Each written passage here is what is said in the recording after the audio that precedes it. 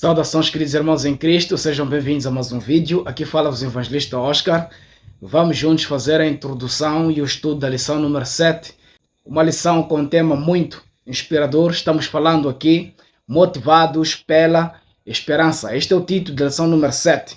Um título que mostra, de facto, a nossa maior esperança como adventistas do sétimo dia, o breve retorno do nosso amado Jesus Cristo. Quero convidar assim, querido irmão, a pegar na sua Bíblia e juntos vamos estudar a lição número 7, motivados pela esperança. O verso áureo desta lição encontra-se em Isaías, capítulo 25, versos 9. Toma a leitura, assim nos diz a palavra do Senhor. Naquele dia se dirá: eis que este é o nosso Deus, em quem nós esperávamos. Ele nos salvará. Este é o Senhor, a quem aguardávamos. Na sua salvação exultaremos e nos alegraremos. Isaías 25, versos 9. Que verso tão maravilhoso, queridos irmãos. Naquele dia, que dia é este? O dia do aparecimento de nosso amado Jesus Cristo nas nuvens, com poder e grande glória. Assim como é nos dito na palavra de Deus em Apocalipse, capítulo 1, versos 7. Eis que vem com as nuvens e todo o olho o verá. Amém? Esta é a nossa maior bendita esperança, o breve retorno do nosso amado Jesus Cristo. Ao estudarmos a palavra de Deus, nós vemos que o tema da vinda de Jesus é um tema central nas Escrituras. Desde Gênesis a Apocalipse, nós encontramos esta bem-aventurança, essa é a esperança, o aparecimento do nosso amado Jesus Cristo. Assim, queridos, quando os reformadores no passado, ao estudarem as Santas Escrituras, eles regozijaram-se, alegraram-se por ver que de facto Cristo viria. Esta é a bendita esperança. Então este é como se fosse um fio de ouro que interlaça cada página das Santas Escrituras, de Gênesis a Apocalipse, mostrando que Cristo virá. Esta é a nossa maior e bendita esperança. Até os nossos primeiros pais aguardavam a vinda de Jesus, porque logo que Adão e Eva caíram em pecado, nós vimos o cumprimento da primeira profecia em Gênesis, mostrando que Cristo viria a este mundo. Este é um tema central das Santas Escrituras. Vamos juntos para o livro de Gênesis, capítulo 3, versos 15. Nós veremos algo fundamental aqui. Em Gênesis capítulo 3, versos 15, é-nos dito, logo que Adão e Eva pecaram, e Deus traz um pronunciamento sentencioso sobre o pecado para o homem, para a terra e para Satanás, isto é, para a serpente. Então Deus aqui faz o pronunciamento da primeira profecia, mostrando que Cristo viria para remir a nós, os pecadores, e nos dar a chance de reconciliação com o Pai Celestial. Então vamos ver juntos no livro de Gênesis, capítulo 3, versos 15. É-nos dito nas seguintes palavras: porém inimizade entre ti e a mulher, e a tua descendência e o seu descendente. Este ferirá a cabeça, e tu lhe ferirás o calcanhar. Quando Cristo veio, esta profecia cumpriu-se pela metade, porque Satanás levou Cristo Jesus até a cruz, e Cristo foi ferido. Logo no primeiro dia da semana, Cristo veio à vida, ressuscitou, conforme ele mesmo já dizia: ao terceiro dia ressuscitarei. Então Cristo veio, cumpriu-se esta primeira profecia de Gênesis 3,15. Cristo foi ferido o calcanhar. Mas quando Cristo vier com poder e grande glória, não na sua segunda vinda, mas após o milênio, Cristo pisará a cabeça da serpente. Este será o fim de Satanás. Então esta profecia que mostrava a primeira vinda do Messias cumpriu-se. E assim como a profecia dizia que o descendente da mulher, que é Cristo Jesus, viria, ele veio. Assim, nesta lição número 7, nós somos mostrados através das Santas Escrituras que Cristo virá pela segunda vez para nos buscar. E todos aqueles que dormem no Senhor ressuscitarão, assim como Cristo ressurgiu dentre os mortos. Esta é a nossa maior e bendita esperança, o breve retorno do nosso amado Jesus Cristo. Então, quando os reformadores estudaram as Santas Escrituras, quando a reforma progredia, eles viam de acordo com as Santas Escrituras, este tema fundamental que aumentava a sua fé e trazia alegria para eles. Já no Novo Mundo, isto é, Estados Unidos da América, quando a reforma progrediu e o catolicismo romano continuou perseguindo aqueles que eram fiéis às Santas Escrituras, nós vimos homens no Novo Mundo, Estados Unidos da América, que ao estudarem a palavra de Deus, também encontraram alegria ao verem que Cristo virá. Dentre esses homens, dentre várias pessoas que estudavam a palavra de Deus, regozijando-se neste tema central das Santas Escrituras, a volta de Jesus Cristo, encontramos um humilde fazendeiro, Guilherme Miller. Ao estudar a palavra de Deus e aplicando o princípio bíblico de leitura, mandamento sobre mandamento, regra sobre regra, um pouco aqui e um pouco ali, de acordo com Isaías, capítulo 28, versos 10, Guilherme Miller chegara à conclusão que Cristo viria a 22 de outubro de 1844. Então Miller pregou esta mensagem com poder e muitos se uniram a Miller, preparando-se para encontrar-se com Jesus Cristo. Mas Cristo não veio. Aqueles que se juntaram no Monte da Ascensão, na fazenda de Miller, aguardando a vinda de Jesus, veio o grande desapontamento. Alguns voltaram para trás, não mais se alegraram, não mais buscaram compreender as Santas Escrituras, mas recuaram para não mais andar com Deus. Mas Guilherme Miller e muitos outros foram levados a pesquisar as Santas Escrituras para ver o que de fato havia acontecido. Lembrem, a data estava certa, mas Miller, pegando a tradição do que se dizia na altura, no seu tempo, Miller também foi conduzido a crer que a purificação do santuário seria a terra. Mas Cristo, queridos irmãos, estava saindo do lugar santo para o lugar santíssimo. Cristo estava a ser entronizado a 22 de outubro de 1844, no outono, partindo do lugar santo para o lugar santíssimo, para apresentar-se perante a Deus como sumo sacerdote, segundo a ordem de Melquisedeque. Então Cristo iniciara nesta data, 22 de outubro de 1844, o juízo investigativo. Queridos, nós temos 3 fases do julgamento. Estamos agora no juízo investigativo, que Cristo iniciou exatamente a 22 de outubro de 1844. A mesma profecia que Miller estudara comparando passagens e passagens das Santas Escrituras. Mas Miller pensava que a vinda de Jesus, de acordo com as Escrituras, era a purificação da terra. Mas isto não era verdade. Cristo passara do lugar santo para o lugar santíssimo, para começar a obra de expiação. Estamos nós vivendo agora em tempos solenes. Precisamos nos purificar, precisamos ver a nossa condição espiritual, precisamos vencer o pecado.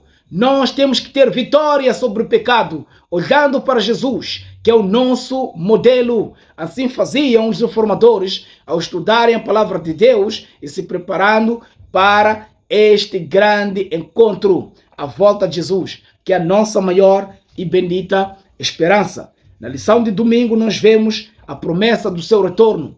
Nas Santas Escrituras, queridos irmãos, Deus mostrou claramente que ele virá, ele voltará.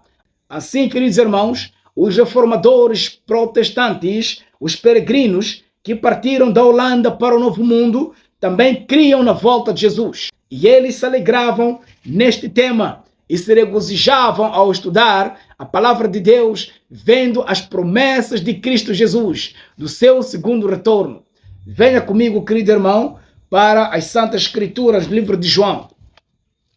João 14, dos versos 1 até 3. Diz o seguinte a palavra de Deus: Não se turbe o vosso coração, credes em Deus, credes também em mim.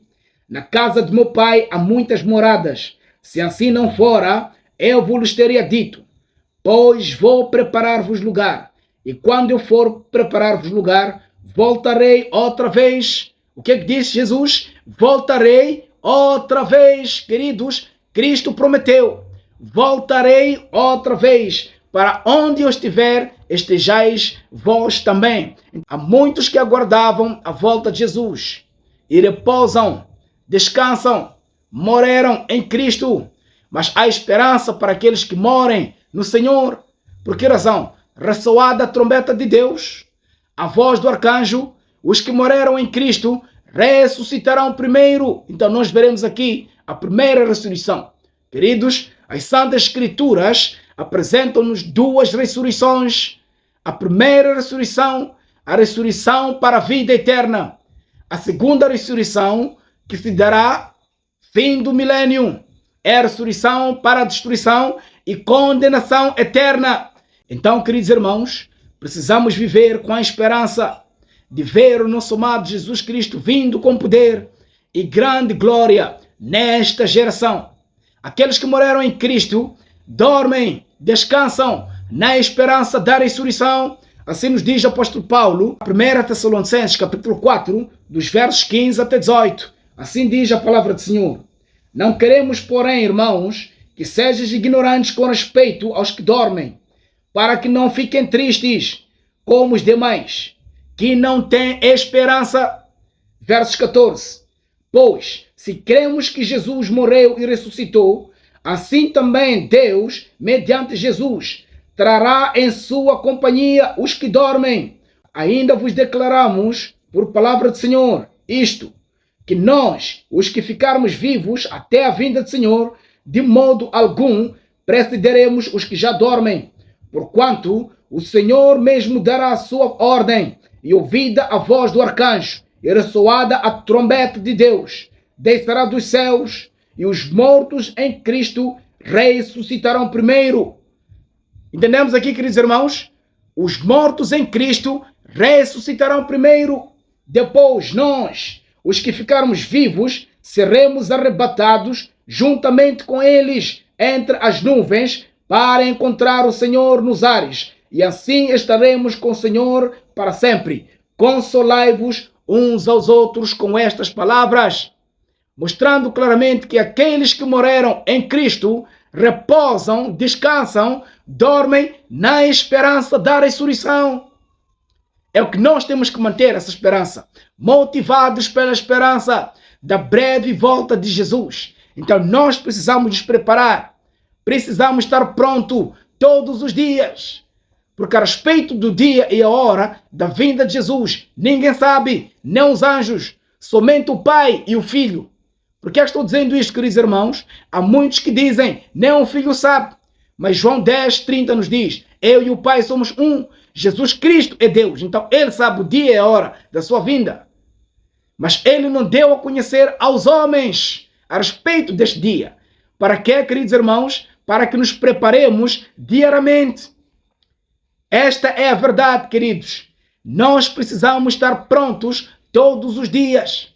Quando nós aceitamos Jesus Cristo como nosso Salvador pessoal, nós passamos para o primeiro degrau da salvação, justificação. Este é o primeiro degrau, queridos irmãos, a justificação.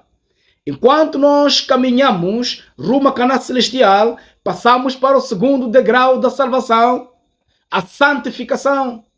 E a santificação é diária, mediante o estudo da palavra de Deus. Então nós temos que partir destes degraus. O primeiro degrau, venham comigo, qual é o primeiro degrau? A justificação. Nós aceitamos Cristo como nosso Salvador pessoal. Quando descemos as águas batismais e nos comprometemos a viver de acordo com os seus mandamentos, a lei e o testemunho. Então temos aqui o primeiro degrau da salvação, a justificação. Venham comigo, qual é o segundo degrau? A santificação, que é um processo diário, mediante o estudo da palavra de Deus. E quando Cristo vier nos levar para o céu, entraremos para o terceiro degrau da salvação. Qual é esse degrau, queridos? Qual é o degrau? Então nós temos esses três degraus da salvação: a justificação, a santificação e a glorificação. Então nós temos que manter, estar de fato motivados pela esperança do breve encontro do nosso amado Jesus Cristo nas nuvens. Então todos aqueles que morreram em Cristo, há esperança, porque ressoada a trombeta de Deus, a voz do arcanjo, descerá do céu Cristo Jesus, e os que morreram em Cristo ressuscitarão primeiro. Amém? Há uma grande esperança para nós. Diz-nos aqui a serva do Senhor no livro Grande Conflito, na página 258. Em todas as épocas, a vinda do Senhor tem sido a esperança dos seus verdadeiros seguidores. A última promessa do Salvador, no Monte das Oliveiras, de que ele viria outra vez, iluminou o futuro dos seus discípulos e encheu-lhes o coração com alegria e uma esperança tão grande que as tristezas não poderiam apagar. Venha comigo, querido, para o livro de Atos, capítulo 1. Assim nos diz a palavra do Senhor. Estando eles com os olhos fitos no céu, enquanto Jesus subia, eis que 2 varões vestidos de branco se puseram ao lado deles. Eles disseram: varões galileus, por que estáis olhando para as alturas? Esse Jesus que dentre vós foi assunto ao céu, virá do modo que o vistes subir. Então, Cristo, quando vier, ele virá com poder e grande glória, e todo olho verá. Então, a vinda de Jesus, queridos irmãos, será uma vinda audível, uma vinda visível, uma vinda literal. Cristo virá em corpo, assim como foi visto subir. Segunda-feira, esperando o tempo. Precisamos nós esperar a vinda de Jesus enquanto estudamos a palavra de Deus e nos preparamos. Se nós formos a ver, queridos, quando Cristo veio na sua primeira vinda, o povo de Israel, que tinha sido conferido a honra de ser representantes de Cristo, quando Cristo veio, não estavam prontos. Mas apenas os que estavam estudando as profecias, os pastores, os magos do Oriente, seguiram os anjos que mostraram: hoje nasceu o Salvador. Mas a palavra estava clara. Em Isaías capítulo 7, verso 14, o profeta Isaías dizia: 700 anos antes, eis que uma virgem conceberá um filho, e será o seu nome Emanuel. Mas o povo que tinha as profecias, entretanto que não vivia estudando a palavra de Deus, examinando os pergaminhos, perderam de vista a primeira vinda do Messias. O profeta Miqueias também dizia: e tu, Belém, Efrata, ainda que pequena que sejas entre as nações, de ti me há de sair aquele que vai reinar. E Jesus nasceu em Belém. A profecia estava clara. Mas por que o povo de Israel, quando Cristo veio, não souberam, não o reconheceram? Porque não estavam estudando e não estavam ancorados no assim diz o Senhor. Mas a palavra de Deus nos diz claramente em Provérbios: onde não há profecia, o povo se corrompe. Então, o povo de Israel, por não estudar as profecias concernentes à vinda do Messias, perderam de vista quando Cristo veio. Não reconheceram que Cristo nasceu, que o Rei dos Reis é vindo, é chegado, o Rei dos Reis, Senhor dos Senhores. Eles rejeitaram o Messias. Mas os magos do Oriente, que estavam estudando as profecias, os pastores, eles seguiram a estrela, eles seguiram os anjos, que lhes mostraram: aqui nasceu o Salvador, e eles presentearam o Senhor do Senhor, o Rei dos Reis, porque estavam eles estudando, examinando as Santas Escrituras. Hoje, nas nossas igrejas locais, nós vemos que a maioria dos membros, infelizmente, até as nossas lideranças, não estão prontas para a vinda de Jesus.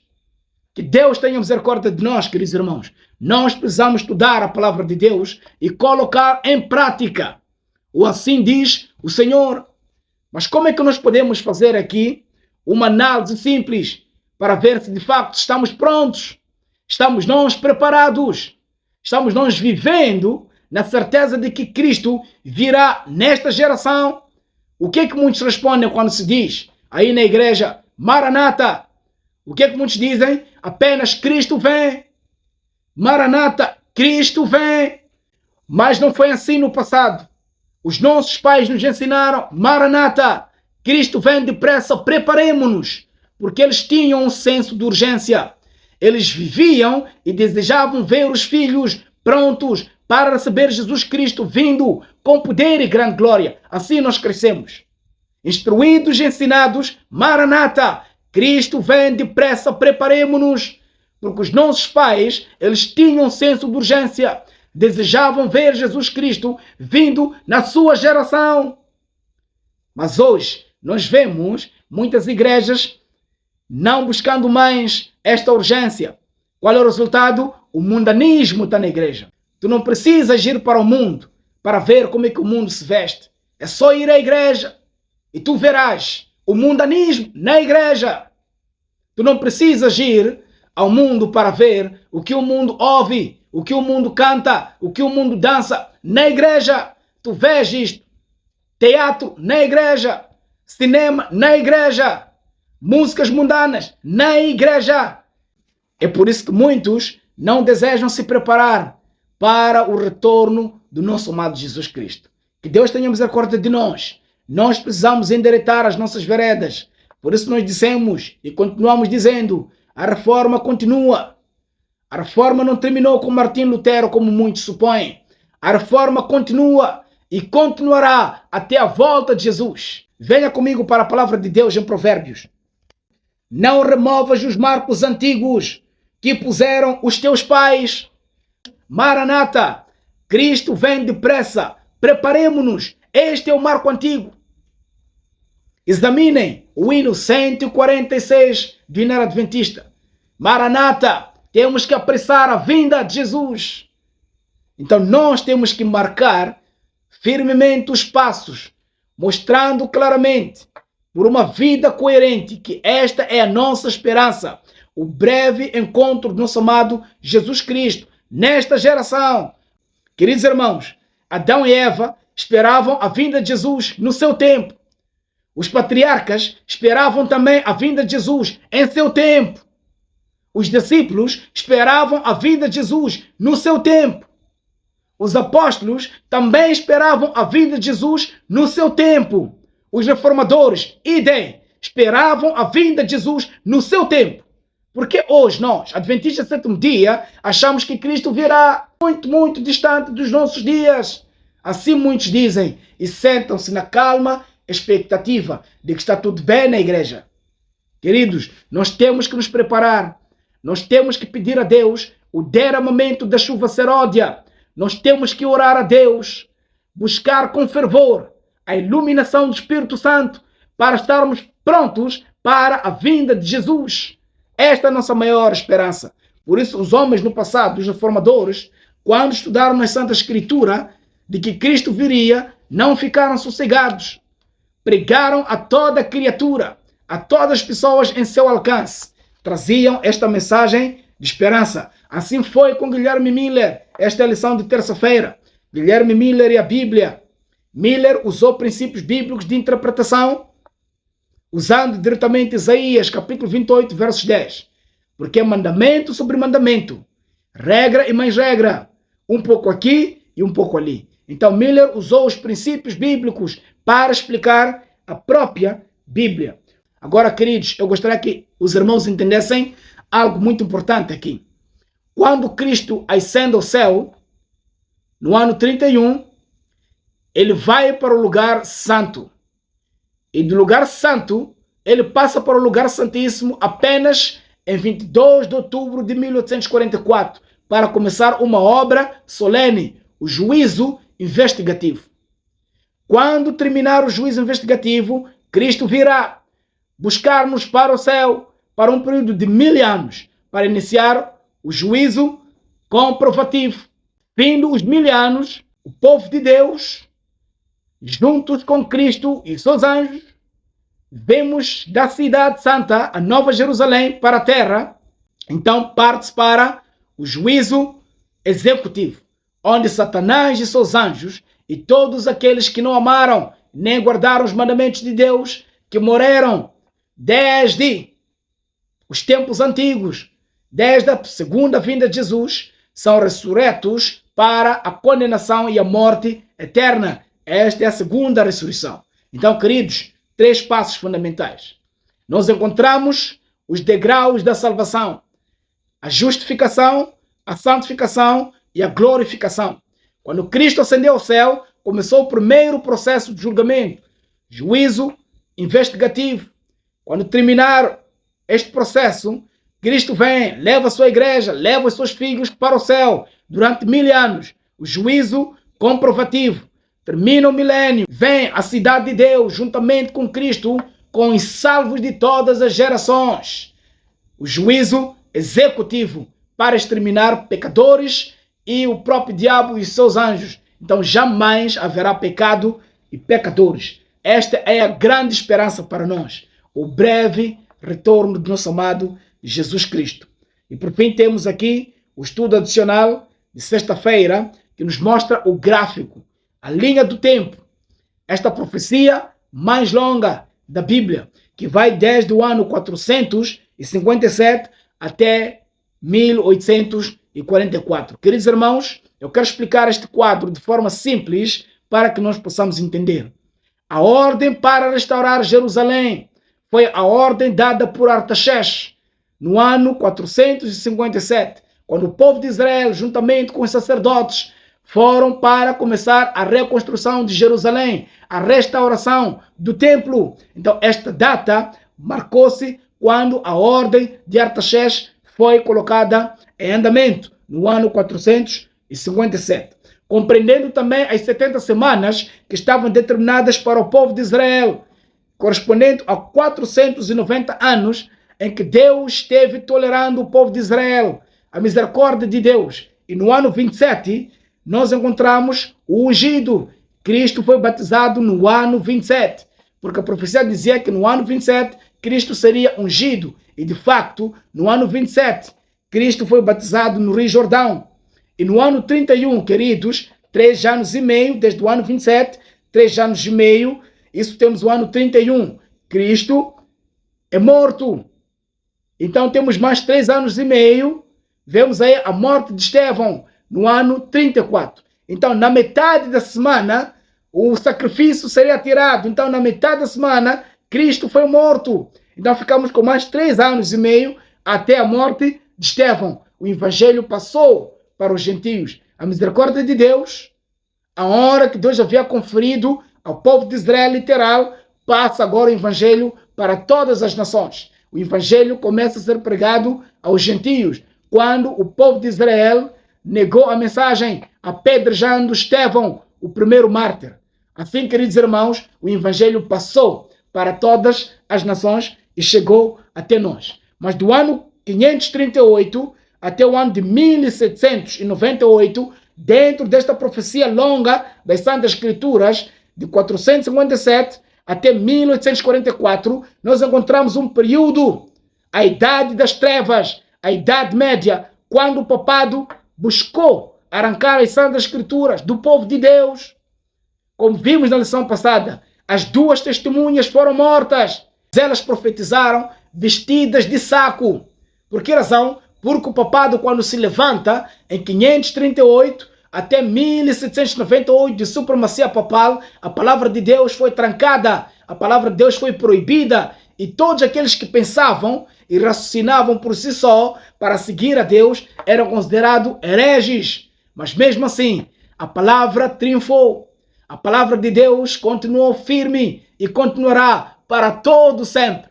Por isso João 17:17 nos diz: santifique-os na verdade, a tua palavra é verdade. Mas também nos diz: eu lhes dei a minha palavra e o mundo lhes odiou, porque também odiaram a mim primeiro, porque não sou do mundo. Então, queridos, temos que analisar algo fundamental. Se nós somos adventistas do sétimo dia, temos a palavra de Deus, colocamos em prática, o mundo nunca vai nos amar.